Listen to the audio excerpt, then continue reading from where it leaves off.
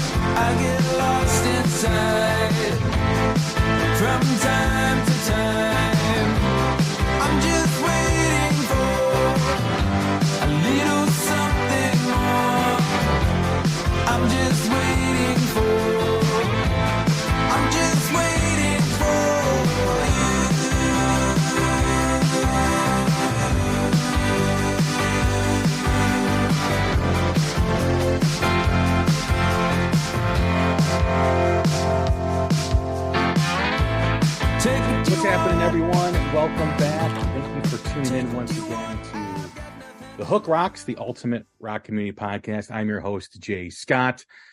Always appreciate when you stop by and give us a listen. And don't forget to give us a review as well. We always appreciate feedback. So whatever platform you check us out on, please spend a couple seconds after listening and write us a review. And like I said, let us know what you think. We are part of the Pantheon Podcast Network, a great network of all things music related in terms of podcasts. There's something for everyone, all different types of podcasts, from Kiss to classic vintage to whatever it is. You can find it on Pantheon and follow them on Twitter, Instagram, and Facebook at Pantheon Pods, as well as pantheonpodcast.com. You can also follow The Hook Rocks on Twitter, Facebook, and Instagram, and now Threads at The Hook Rocks. So please check us out there. And don't forget to set your app to automatic download wherever you do podcasts, so you get the latest episodes right to your phone. And we've had some great ones recently. We just celebrated our 4-year anniversary with Anita Strauss, the great guitar player from Alice Cooper, who's got a solo effort out now, as well as our 500th episode with Dax Nielsen, the great drummer from Cheap Trick. Very interesting story with Dax about how he arrived at Cheap Trick, and it's not what you think. It's not like he was given anything on a silver platter. He had to really work in order to get to the position he's in now. So great conversation with him. And then in the past few months, we've welcomed some great new music spotlights with singer-songwriter Jax Hollow, We had Mitch McCauley from the band Moon Fever, as well as Julia Lauren from the Foxies, amongst a whole bunch of others. And check out all those interviews. We also welcomed Richie Kotzen from the Winery Dogs, Kip Winger talking the new Winger album, as well as Scott Gorham and from Thin Lizzy, along with Don Jameson talking the great epic performance at the Sydney Opera House in Australia that Thin Lizzy performed at. That's now a DVD and a live album for you to check out. It's been released, I think, late last year. So please, I'm a big, huge Thin Lizzy fan. So check that out when you get a chance. And don't forget to check out our quarterly top album rankings, our top 10 of each quarter. We do that every 3 months. We break it down. And my next artist who I have on the show was in my list for one of the top albums of the second quarter. Just an unbelievable album. I had the pleasure of interviewing him a couple years ago. We talked about his album at the time, Sun Via, which I called a celebration of music. His new album, Terra Firma, is a very personal record and a very philosophical record. And it's got some great insight and a very unique and inspirational point of view. And that artist is Nick Perri, and he is from Nick Perri and the Underground Thieves. What's happening, man? How are you? Hey, man, it is so nice to be here. Thank you for having me again. And thank you for the kind words. As always, they are appreciated. Yeah, I was blown away by this album. I mean, Sun Via, I always enjoy whenever I connect with my son on music. And there's been a handful of albums over the years where we're able to have conversations about a record. And when he introduced me to Sun Via, he's like, Dad, you got to check this out. I fell in love with it. And it was such a great album. And I was so thankful to have you on, because it really is, like I said, a celebration of music.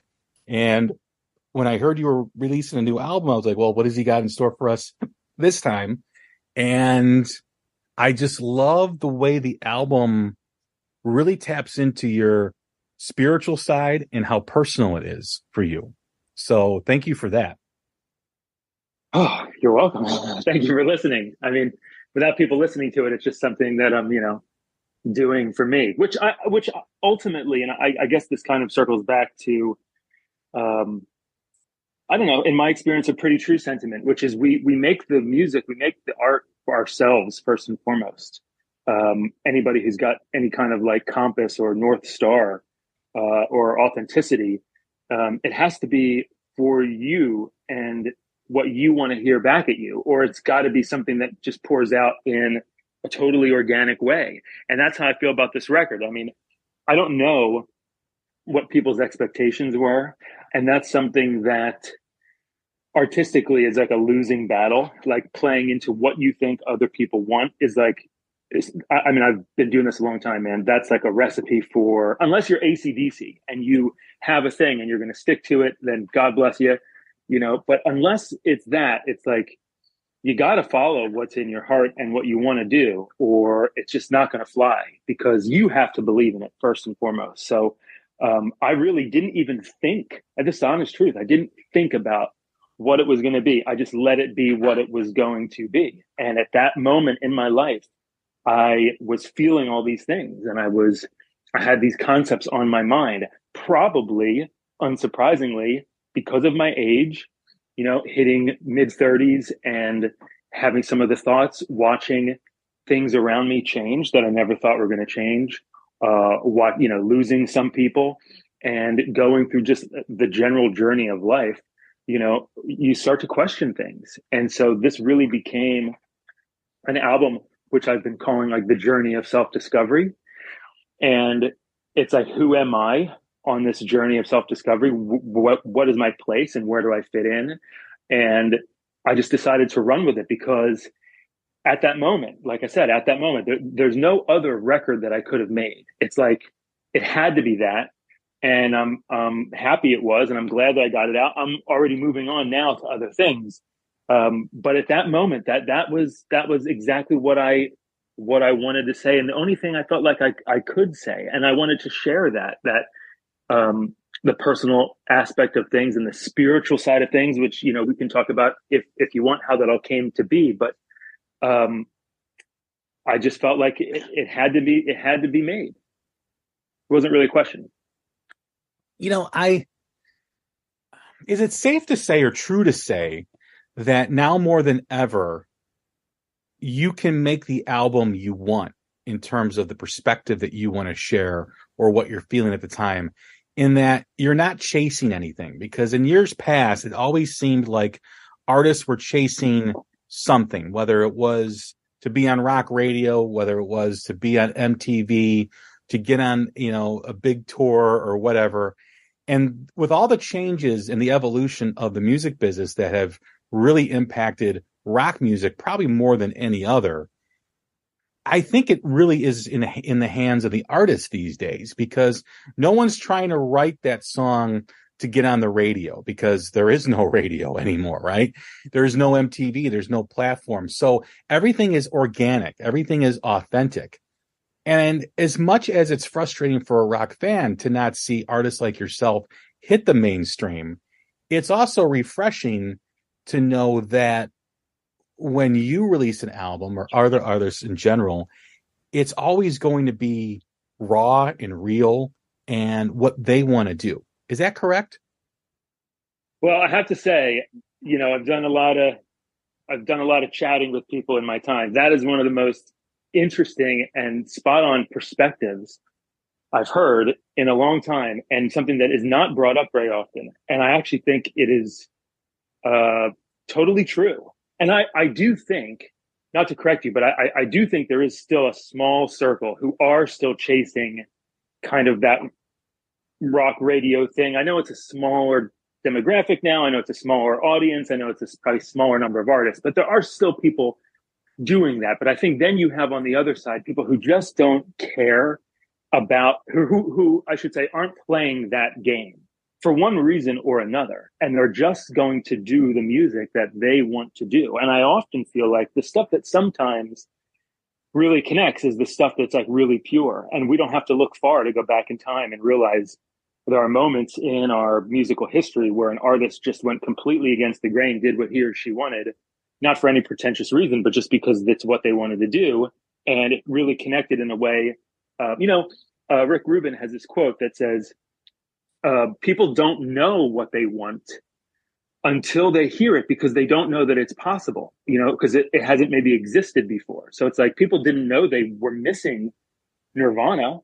They had no idea until they heard Nirvana. Do you know what I mean? So, and I'm not in any way comparing me to some of these other artists, but what I am saying is that I am now on the path, as I have been for a long time, of really just doing what I want to do. And I figured as long as I'm independent, as long as I don't have a label breathing down my neck, which I did for many years earlier in my story, as long as that's the case, and I have to finance it and promote it and distribute it and wear all these hats of a record label, a marketing team, a publicist, and do it all, as long as I'm going to do all of that, I might as well like love it in my soul. Do you know what I mean? And not have compromised musically or artistically in any way. So for me, that's 100% true. And it's exactly what I wanted to do at that time without care of anything. And really one of the biggest proofs of that is Modern Man, and even my own band and my management at the time thought I was crazy, because they're like, wait a minute, you want to put the live jam that you do live, which is like 8 minutes long, you want to record that and then put it on vinyl. Like no one does that, you know, like that's what you do live, make the studio version the shorter version. And I said, well, that's the reason I want to do it, because no one's doing it. And why can't I do it? I'm paying for it. I knew it was going to be a double vinyl anyway. So let's just go for it. Let's just do it. So, kind of breaking down those like limitations that are, you know, put up by whoever, you know, and just going for the stuff that we want to go for. And if people didn't do that throughout time, music would be in a different place. You know, there's always people who pushed what you quote unquote are supposed to do, you know? And I'm not comparing myself to anybody specifically or putting myself in any kind of league, but I knew for me that it was important to push myself and push those around me into places that maybe we previously thought that we couldn't go. I also think that you said something really interesting in that answer that you gave me about, being authentic and not getting frustrated. I think the fact that a lot of artists like yourself are not chasing, and you're putting the music out that you want to do, whether it's Modern Man or any other song that you have on this album, I think it also fulfills you more. That even though a lot of people in rock music are struggling to be heard, you do have, I think, the sense of authenticity is able to capture one's principles, right? And as long as you have that artistic freedom, I think that allows a lot of artists to overcome maybe the other frustrations that they have, in that they're doing what they purely love. They're not bought and paid for. And, they're, like you said, you don't have a record label breathing down your neck. You're able to do what you want, and you're able to fulfill emotions within you that allow you to make this music, which, you probably have a sense of more happiness doing it that way, because there's always that deal with the devil, right? I mean, you get signed by a record label and they tell you what to put on the record. They tell you they wanted you to do a cover of a pop song. They want you to collaborate with this pop artist, and you're basically led around on a leash by them. And even though you don't want to do it, I was talking to an artist, which I don't want to say on the public part of this podcast, that was told by his label that later dropped him that they wanted him to do a cover of a Kanye song, and he wouldn't do it. And it was all based on algorithms, and it was based on what they felt would propel him to a bigger audience, and he didn't want to do it. And I'm sure that he's not the only one that's happened to. But I do think there is a sense of, with that authenticity, you have a more of a self-preservation because of that. Yes, 100% true. I would also just say, if we're really being honest with each other, that there are pros and cons, like anything in life, as I've come, and you and everyone who's alive, comes to realize that there's pros and cons to everything. So yes, doing it independently, getting to say whatever you want, really having that fulfilling, which it totally is. You're totally right. It's very artistically fulfilling. And there's a level of happiness to put something out, with your name on it, and go like, this is exactly what I wanted to say, how I wanted to say it, and present it as such, which is a beautiful and rare thing. But you also have to then accept, as I've come to realize over time, and even right now, you have to also accept, which is not easy, that you are going to be, without some sort of miraculous thing or being the exception to the rule, you are going to have a harder time of, reaching X amount of people. You're not going to have that kind of machine behind you that some artists do. And we live in a society where, especially with social media, where we compare ourselves constantly to others and to our peers. How come he's on this festival? How come she's on this big show? How come their album went top 10?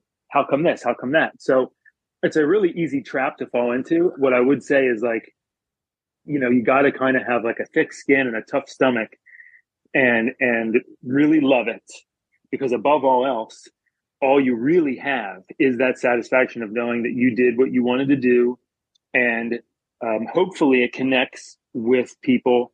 And really, and this is a really interesting thing, which again, I've come to realize, and it's one of the reasons I left those bigger gigs, like if I was out with Perri and I was playing, the Home Depot Center, we did some big festival, and it was Velvet Revolver and Chris Cornell and Perri Farrell, and I was playing with Perri, and it was the Home Depot Center in LA. I don't know if it's called that anymore, but it was a giant, I don't want to say stadium, but it was a stadium. It was like a big outdoor ballpark, right? So imagine how many people were there.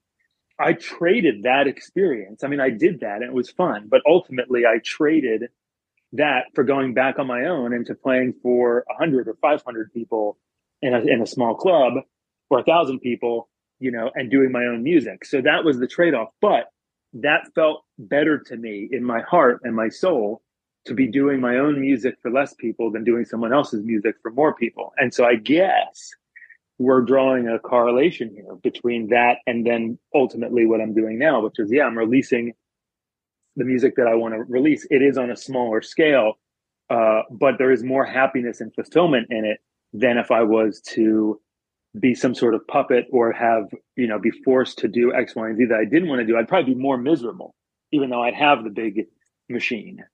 So, yes. How difficult is it for you to really tap into your spiritual self when you're writing and show that within the music that you make?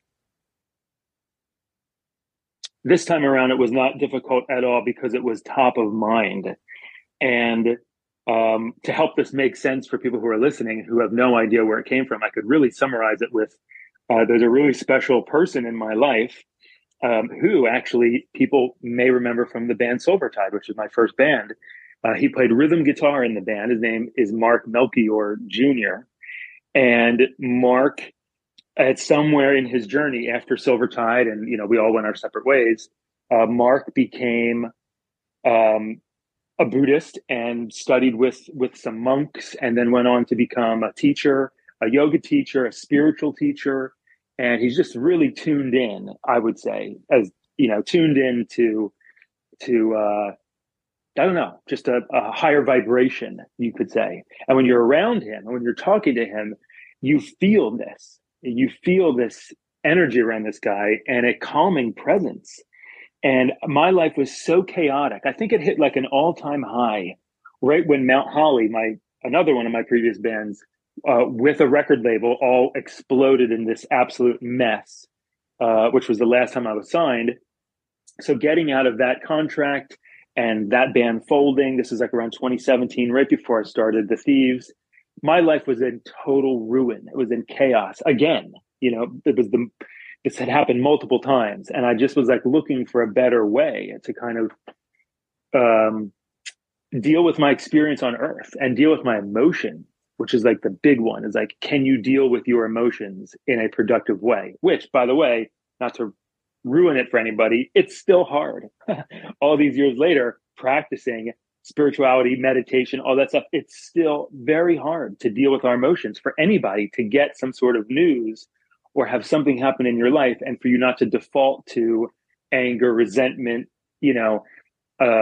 that's like how we're programmed almost by our world, okay, and by our upbringing in some cases. So without getting too deep, the idea here is that there is another way with practice that you can kind of get control of your emotions and live on a higher vibration, you could say. So Mark had this impact on me. And over the years, as I've been going through my own journey, it hasn't, there's just no way for it to have, been avoided, that it would seep its way into the songs. And to be honest with you, Feeling Good, even though it seems like it's very simple, straightforward, rock and roll, fun, feeling good, that song is directly inspired by everything we're talking about right now. It's just in a really easily digestible way. You wouldn't necessarily even think about that as being a spiritual song. But if you listen to the lyrics, especially when it says, I have everything I need. I don't have money, but I already have everything I need. That's internal. I already have the tools I need for happiness. And that was a pep talk to myself when I wasn't feeling so good. So that was present there. It's just on this record, I dove into it. And because the songs had some emotional weight, and because I was dealing with, I knew I was going to be dealing with some loss in my life, I was really trying to find a perspective to comprehend and accept and find peace with the idea of change and loss and sort of, this idea that everything is impermanent in our life. We like to think, oh, this is going to be this way forever, or I have this job forever, I have this possession forever, I have this relationship forever. But the truth is we don't. And people don't want to talk about it. And I understand why, because it's on the surface, it's not pleasant to talk about loss like this, that we're going to lose everything one day. So people don't want to talk about it. But the truth is that doesn't make it go away. So as I was wrestling with some of these things, I had a conversation with Mark and I asked him if I could tape it. And so I recorded just the way you and I are recording now. I recorded this 2-hour conversation with him about some of these things that we're talking about now. And it was such a beautiful thing. I ended up chopping it up into pieces, and I asked him if I could pepper it into this concept album that I was building. And it really gave like this kind of thread through the record, and really, in my opinion, helped kind of glue it together and really made it feel like an experience. So once I kind of had all these pieces, because I had songs, you know, I had certain songs. Modern Man was around for a little while. There are a number of songs that were around. Come to Me, Last Flame. But as I was writing and kind of diving into all these things I wanted to say, these kind of pictures started to, the focus kind of started to become more clear. And then when I got Waiting for You, which is the opener for the record, and then ultimately the title track, Terra Firma, which really for me is like the kind of the spiritual heavyweight and maybe the cornerstone of the record. Once that kind of came together with, you know, the commentary from Mark and the spiritual thread, I thought I really had something special. And it may not be what everybody expected or what people wanted, let's say, if they wanted Feeling Good Part 2, you know, this is not that. But I do think the album rocks in its moments, but it also offers something different. It offers something deeper for people who want to go there. Or maybe perhaps like we talked about 10 minutes ago, maybe people don't even know that they want to go there, but maybe they'll enjoy it. And I have received, I mean, we're already now talking a couple months after the record's been out. I've received hundreds of messages and emails that were really moving, like beautiful, made me cry. A number of messages that were really deep and powerful. So it may not be blowing up to the masses of the world at the moment, but I do think it's reaching the people it needs to reach. And the idea is that it will be out forever, hopefully. And it will continue to reach people, you know, for hopefully years to come. And even when I'm not here, maybe it will reach a set of ears that needs to hear it at that moment.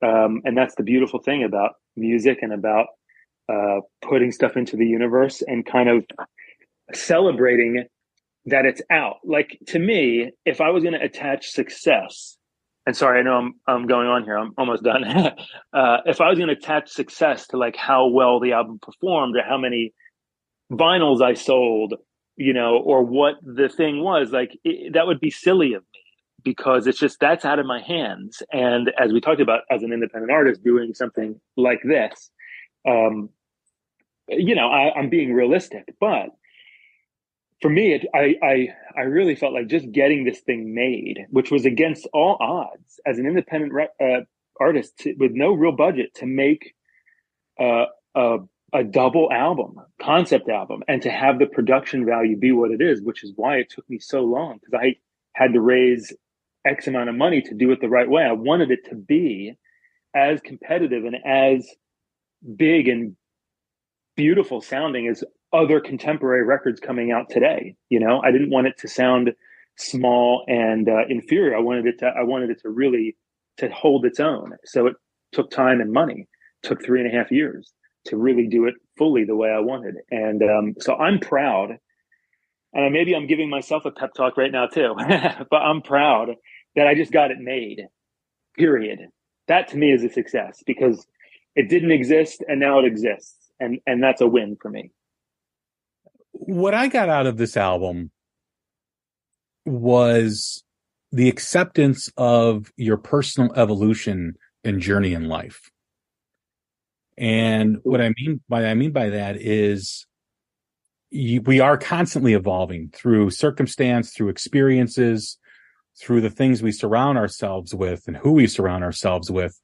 And our paths and our journeys are set forth. They can be changed depending on how our life is or what we're doing in our life.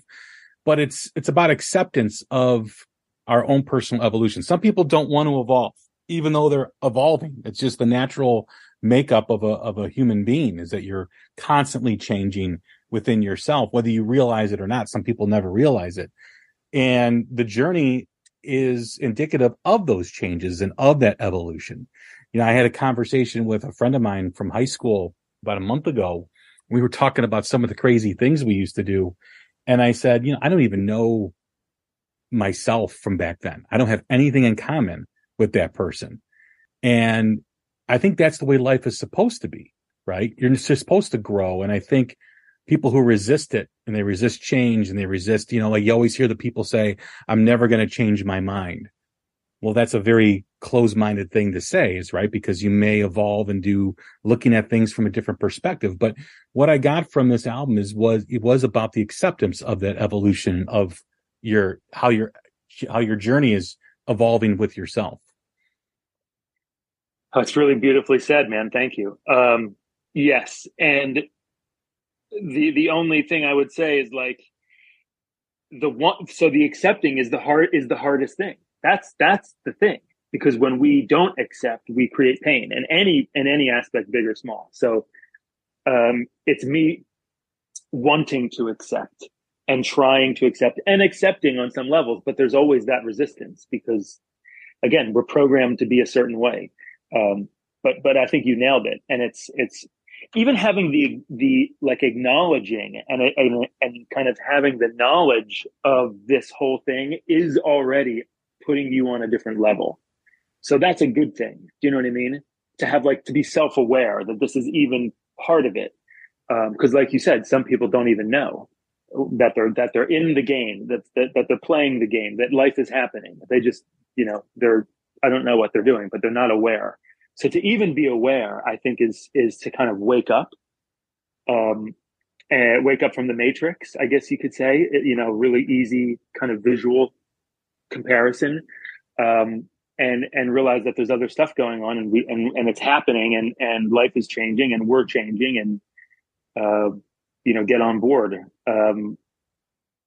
But it's hard, and it's a constant thing that we work at. I don't think change is easy for anybody, and even my friend Mark, he's like a guru. Change is still hard for him. Loss is hard for him. It'll always be hard, but hopefully over time we're conditioning ourselves to have perspective, have acceptance, etc. I think of the song Exist and I Won't Change, which is another one of my favorites. When I think of this album, I have to ask you, and I know you said it was probably easier at this time to make this record to kind of tap into that spiritual self that you have. But was there any doubt throughout this process that maybe you're giving away too much? Maybe you're pulling the curtain all the way back, for people to see? Was that ever a concern for you? It's so funny. This is so true. And I didn't think about it till right now. You're asking great questions, by the way. So the answer is no. Like in the process of creation, when I was writing the songs, when I was singing the songs, when I was producing and mixing, I didn't mix personally, but I was there during the mixing process and mastering the whole thing. I was a part of all of this.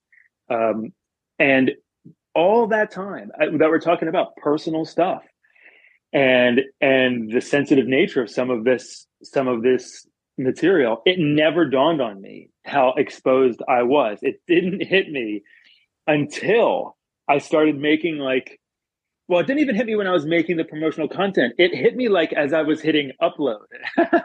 You know what I mean? And sharing it on social media, sharing I Won't Change, the lyrics of that song. And then it hit me of going oh shit, okay, I'm actually saying this, I'm doing this, it's too late now. But that's the only time I became self-aware of it. I never thought about it in the process. I never thought twice. It just felt really natural that this is what I should be doing.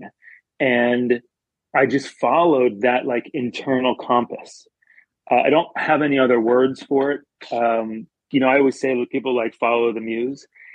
Maybe that's what I was doing. I was just following this thing inside that was propelling me forward and kind of guiding me, this natural instinct, I guess, and putting one foot in front of the other and doing the thing and doing my best. That's the other thing of and I think I might have said this in a post I made at some point the day before or a couple of days before the album dropped. that's all I have to offer is my best. And I know that I did my best in every aspect of this record. And that's all I can offer anybody, is that I know I did my best. But like, we have to know in our hearts, because we can fool other people, but we can't fool ourselves. And I know deep inside I wasn't held back by anything, and I really gave my best. And that's, again, regardless of the reception or how well it performs, that's something to be proud of and to hold on to. Were there moments that, even though this was natural for you to do this, and this is the album, the music that you wanted to make, was there moments where, when in your writing or hearing a song played back to you, the emotion that you were writing about made you hesitant, or maybe hesitant isn't the right word, but reflective on a situation that maybe with the output of creating made you have a different perspective on something that happened prior, that you were kind of had the idea in your head of the song? You know what I'm saying? Yeah, that's really an interesting question. I'm trying to think back through all the songs if there was a situation like that. Well, certainly with Terra Firma, which is the title track, and even though there's no lyrics that I'm singing in the song, there's all that kind of narration. So through the album, you're hearing Mark's voice kind of narrate the record, which I've talked about. But in that song, you hear my voice. I'm the first voice that you hear. And then you hear Mark's voice, and you hear some other friends. So I went to friends and family members, and I asked them a series of questions, and I recorded their answers. And that's kind of some of the commentary that you're hearing through that song. But Mark's commentary at the very end, where it breaks down to just the piano and synth, it was so emotional when I got, because that piece of music there is so beautiful. I know I'm biased, but I think it's such a beautiful chord progression, and I think it's just strings after the big apex of the song. It kind of comes down to just like a section of strings, and right before the actual piano comes in, and Mark he's talking. Keep in mind, like, this was not staged or put on. He didn't know he was actually going to be on this music, and it was just him naturally talking to me on the phone in this conversation that we were having. So it's so off the cuff and so raw, which is why I think it really hits home. And it made me, the first time that I put that audio bit over that part, I broke down. I just cried. I lost it. And it still makes me emotional when I hear that, because of the powerful things that he says right at that moment about life and death and loss, and the connectedness of everybody from everywhere, even the people who we've lost. It's so heavy that it really made me think about my own life, my own situation, and how I was going to confront the loss that I knew was coming. And it was just so deep and profound. It still does have an effect on me. And when I listen to the song, which I don't listen to my music, super often in downtime, but I do listen to the album quite often now still, because I'm, again, creating promotional content. I'm doing interviews, I'm talking with people, and it's coming up. I'm doing music videos. So I am listening to the music still. And I'm proud of all of it. But there's that moment at the end of that song that's like, it really gets me. And I think not only did it have an impact on me when it was created, but I think over time it's going to have a lasting impact on me, because anytime that I start to feel sad, or I start to feel a certain way, I can go back and listen to that song and listen to his words. And it's like therapy. That's what it's like, therapy for me.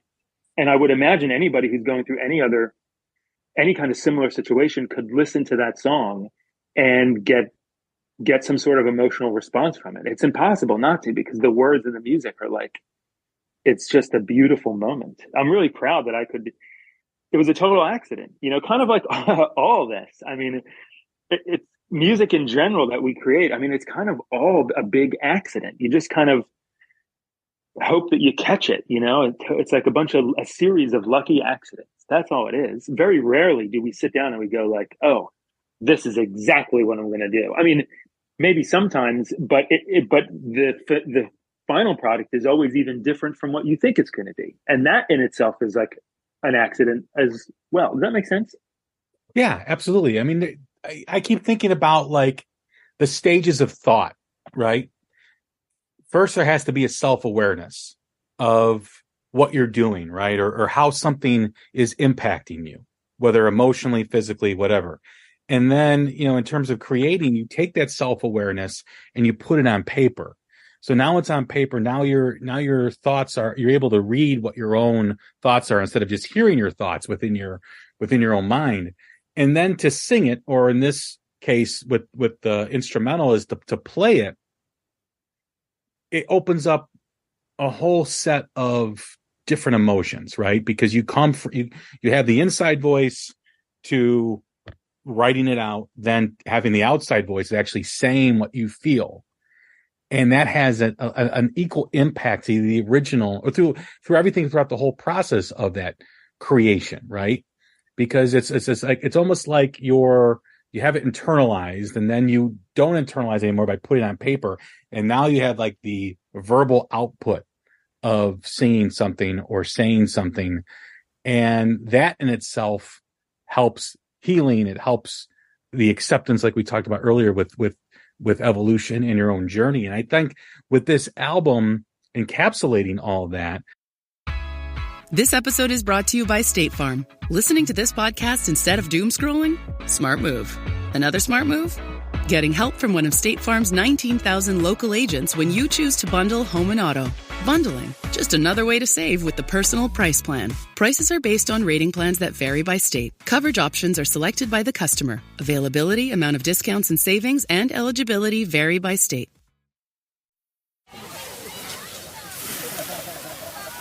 This summer, serve up the Cookout Classics, Oscar Mayer hot dogs and Heinz mustard. Grill up a dog, add classic yellow mustard, or loaded Chicago style. We all know it's not a cookout without Oscar Mayer and Heinz. I love it when an artist can tap into something like that is beyond them, right? Because everybody, I would like to think everybody, has these same types of stages of commitment to yourself, communication with yourself, all that. And to do it as beautifully as you did on this record, I think really sets it apart from other music that has been put out, because there is that step-by-step communication within you to outward output to other people. I find it fascinating. Well, gosh, thank you so much. And just to add to what you just said, two things. One is there's another stage after that, which I love this kind of stage analogy, but the final stage is the sharing and the feeling that you have actually in the sharing, because it's a really interesting thing that happens when you even play your music for one person, because and this is a known thing with musicians. It's like, you think something is good, and you try to poke holes in it yourself, and you go like, is every part of this as good as it could possibly be? And I don't know how other people do it, but I think that people who are really, really serious about their craft, like, we try to poke holes in our own shit and make sure that every part is a 10 in what the best that we can offer. That's not to say that someone else, of course, would take it to a different place, but that's not the point. The point is that we're doing it, right? So, but then the interesting thing is when you play it for a friend, which is a really important part of the creation process. Everything that I've ever done, at some point before I commit to it being done 100%, I would say 99% of the time. I mean, maybe there's been one thing that I've just been so sure of. I just released it without any thought about what anybody thinks. But I usually always play music for friends. And it's not even that I want their opinion so much. It's sitting in the room with someone, and when they're listening, it's like a mirror is turned on you. And it's like, if there's any weak spots in the song, when you're sitting in the room and you're taking the ride with someone else, where those weak spots are. It's a weird thing that happens, and I don't know why, but people listening, who do this will instantly know that feeling. And so, yes, it's like having the thought, writing it down, having it become real into like the physical world, recording and saying it and physically committing to it. And then I think the fourth stage is then sharing it and having the kind of constitution to stand behind the thought. That's the thing. And like when I was saying a minute ago about like releasing stuff and putting it up on and sharing stuff, like you have to then stand behind that. Do you know what I mean? Because that's your voice, that's your thought. And now you're going to share it and you're going to promote it. Like you better believe what you were saying. You better actually feel those things, or then there's the risk of feeling like a fraud or a phony, which thankfully I've never felt that, because I don't say things I don't mean. But that's another, I think, stage in the evolution of creation, which is really cool that you said that. I was going to say one other thing, and I kind of lost because that answer went deeper than I thought. But I think we're on the same page with all this, and it's really cool that you are taking the ride and appreciating these things and appreciating where they come from. And it makes me feel good, to know that I'm not crazy and that it is translating. That's the other thing, is like, is it translating, and are people getting it? And the other thing is like, is it still fun? I didn't want the record to be, and I don't think it is in any way doom and gloom. It's deeper. It provokes some things, but I wanted it to still be a fun experience, and hopefully it is. And I wanted there to be moments of hope and light and joy, because that's also part of the experience. And I tried to kind of physically show that with the album cover and with the 2 LPs.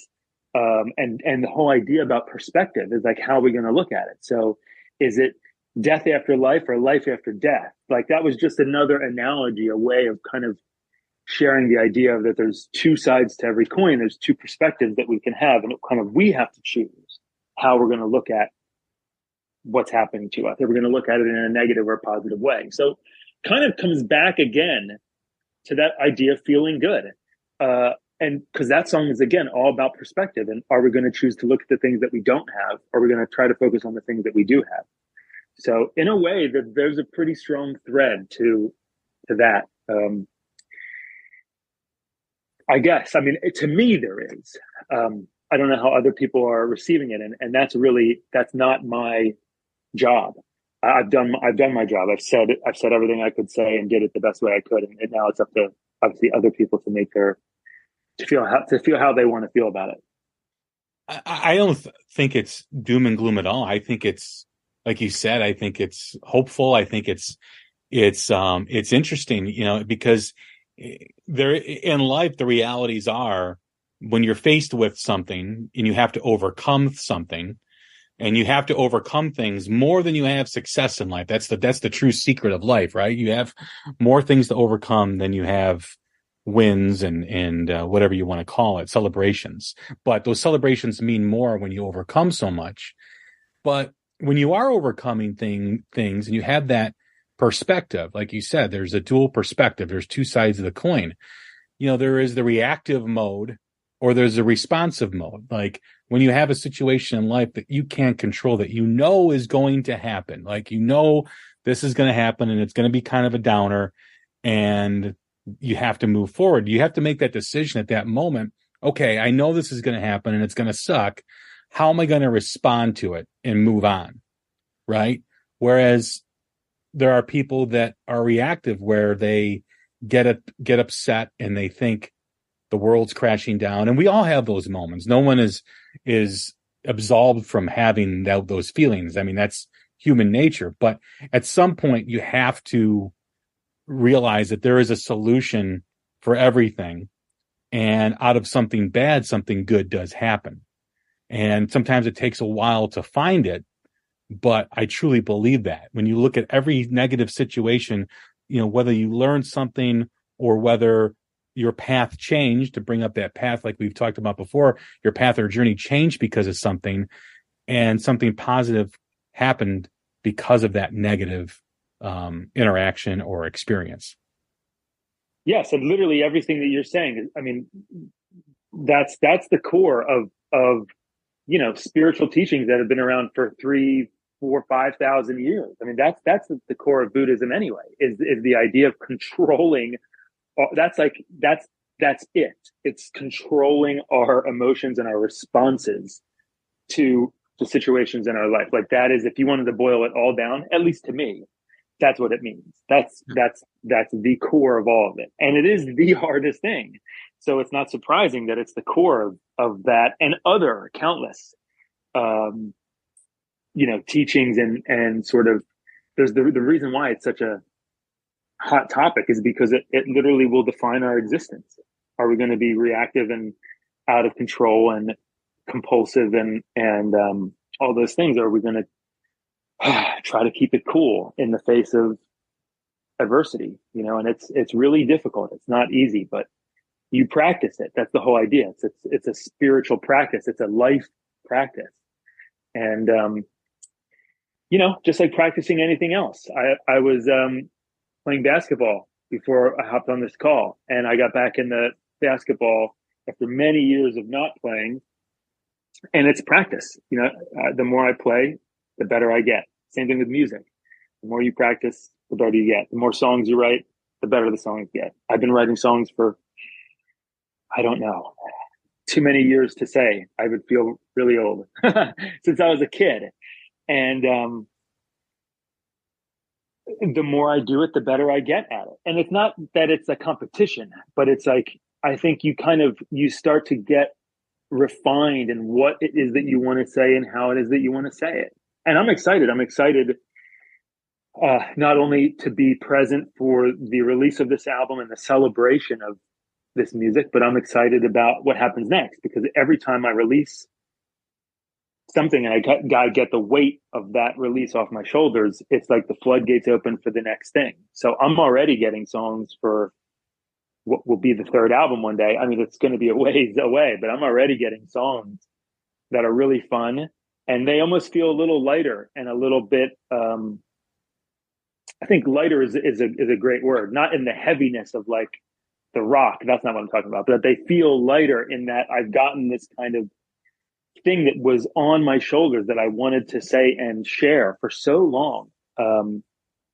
Because even though the record took 3.5 years to actually make real, we're talking about stuff, and I had written songs and gone through some of these emotions that would become, and pieces of songs that would become this record for years and years before that. So it's really, this was like, I started working on this, believe it or not, if you can just imagine this, like way before Sun Via, even though Sun Via came out first.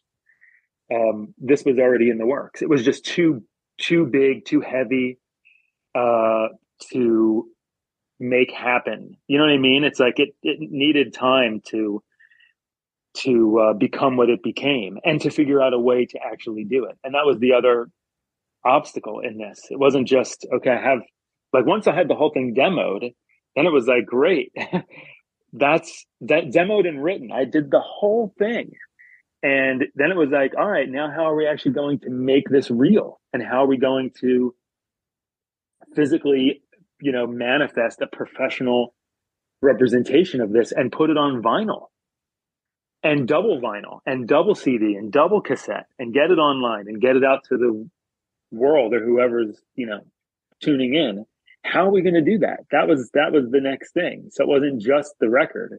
I actually had the record done, a couple of years ago, musically and lyrically and demoed. But then it was like, how do we actually make it real? So that was a whole other ball of wax that I'm very proud of. Like I said earlier, I'm just proud that I got it made. When you think of this album, obviously the lyrical content is very important, but there's also like an atmosphere that these songs create with the tone of the music, the actual music. how important was that to kind of mirror and relate to the lyrics with the way the music and the tone of the music?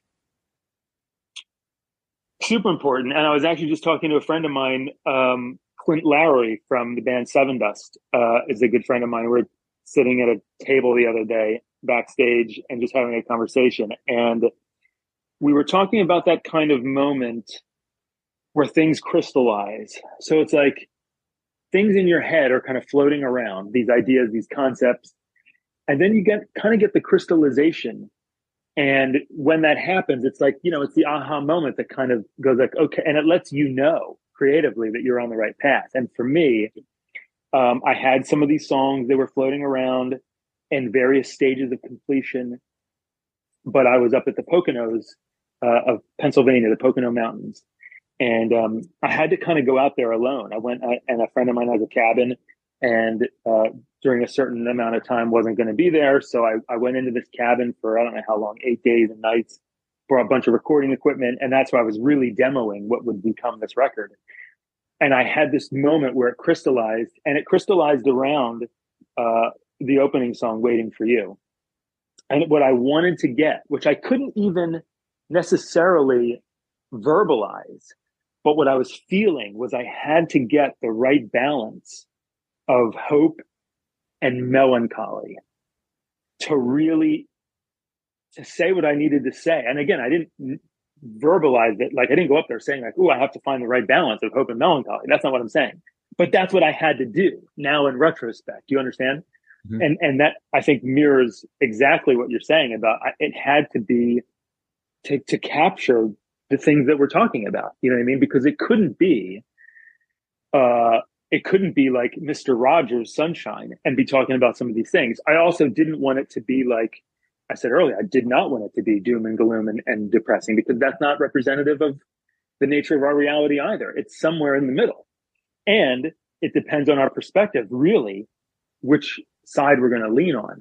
Hopefully we're all going to lean on the side of the light and the side of the morning light, as I sing about. There's a repeating theme in the record, and nature and sun and Sunvia, and like there's a lot of connectedness with all that. And I think it's because we do turn to the spiritual and the physical world around us to inspire us, and so it's again about finding that balance. But I think when I found it, and I got Waiting for You, and it had that right balance of hope and light and sun and melancholy, with a little hint of nostalgia, I found the recipe. And it wasn't just in the chord changes and the lyric, although that was a big part of it, but it was in the instrumentation.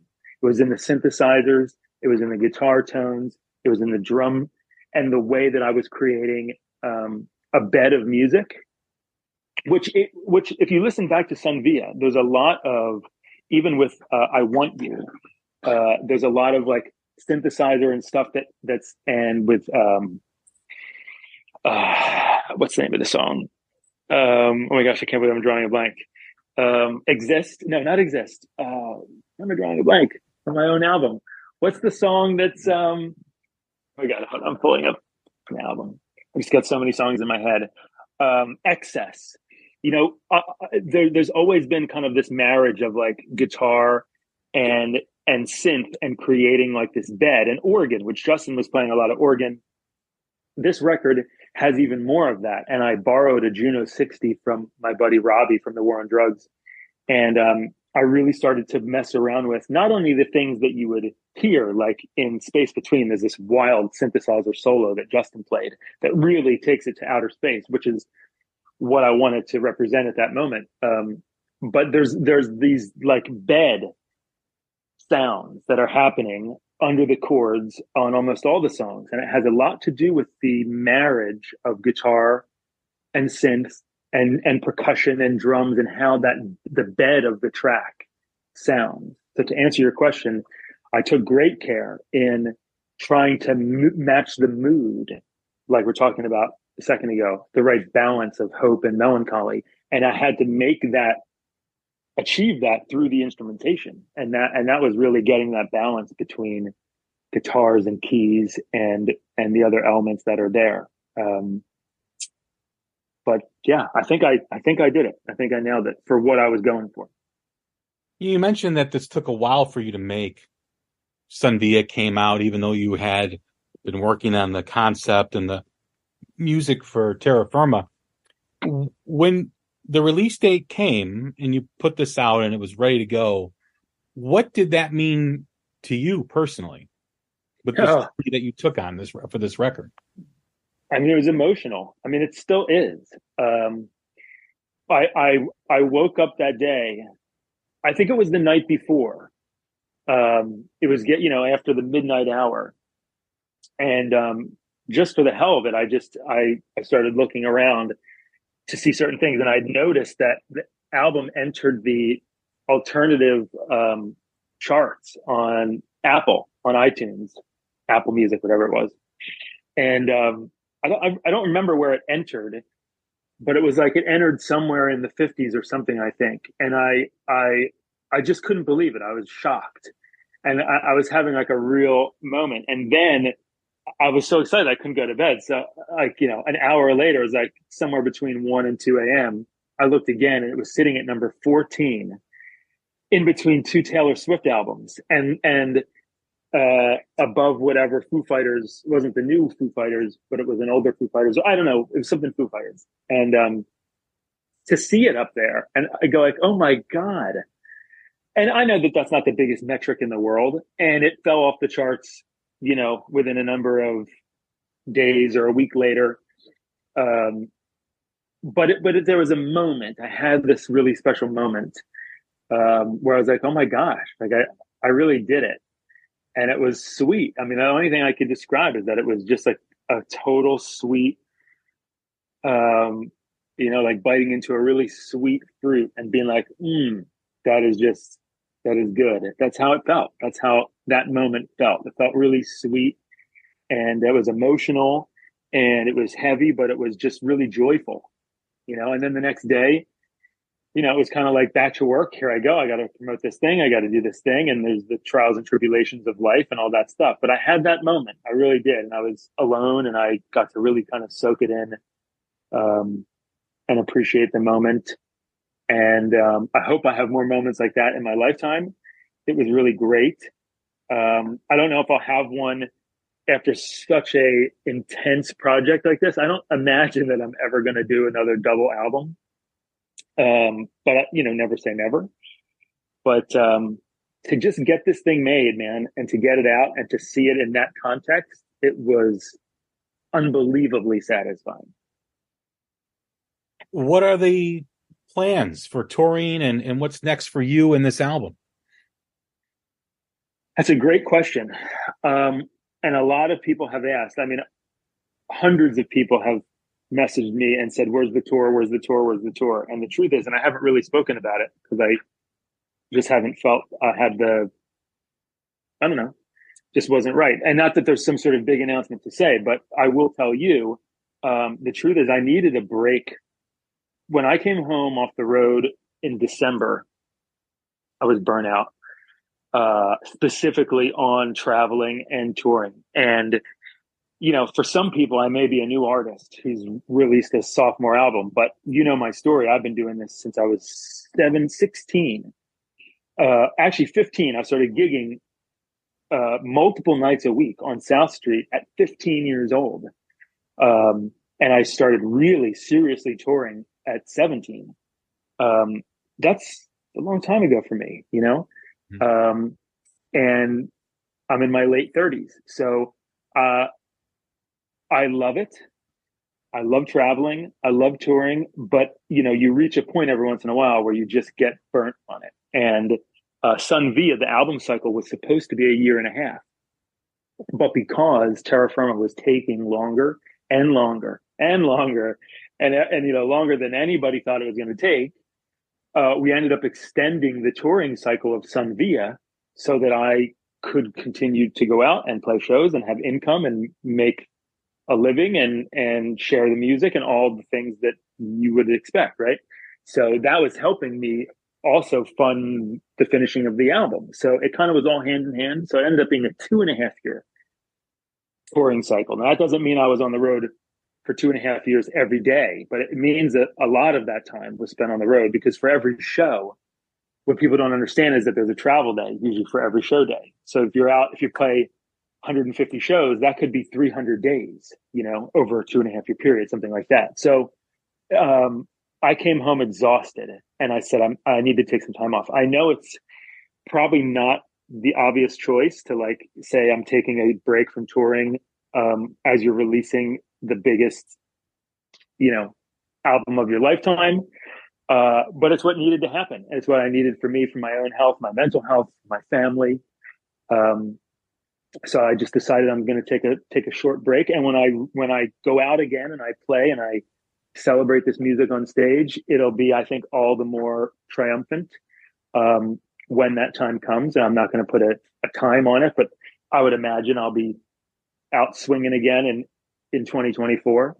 But I just needed to take a minute and again, be true to the feelings that I had, because I would never want to go out and not really want to be there.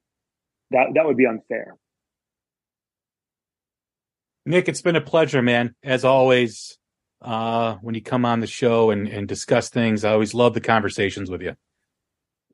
Gosh, man, thanks. The feeling is mutual. You ask these incredible questions that provoke answers that I've never had before, because I've never heard the question. It was really fun. It always is. And I said this when I first called you, but I really appreciate the support that you've shown.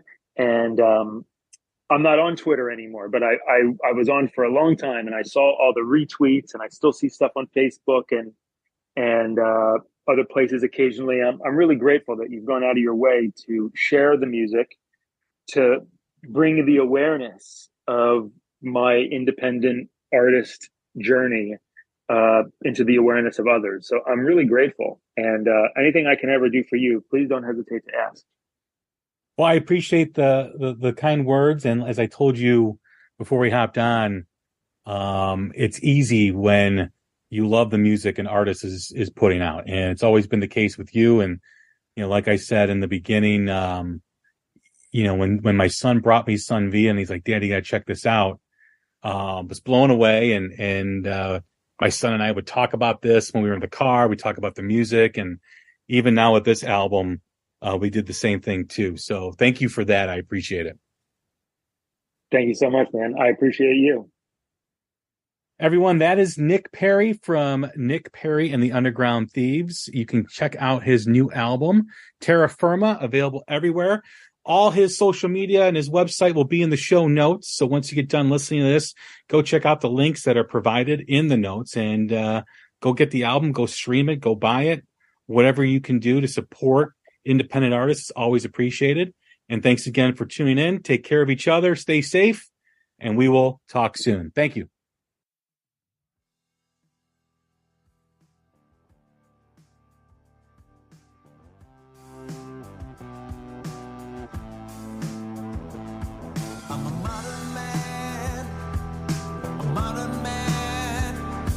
Got a chip in my brain, wires the veins, a modern man. I'm a modern man with mechanical hands, levers for knees, part tape machine, a modern man. A simulation program planted in my spleen. It's the latest version of me. Modern man. I'm not a thing of the past. I'm not secondhand. My expressions are real. My senses feel. I'm a modern man. Ones and zeros are all I read. Encryption schemes, symmetric keys, and high-tech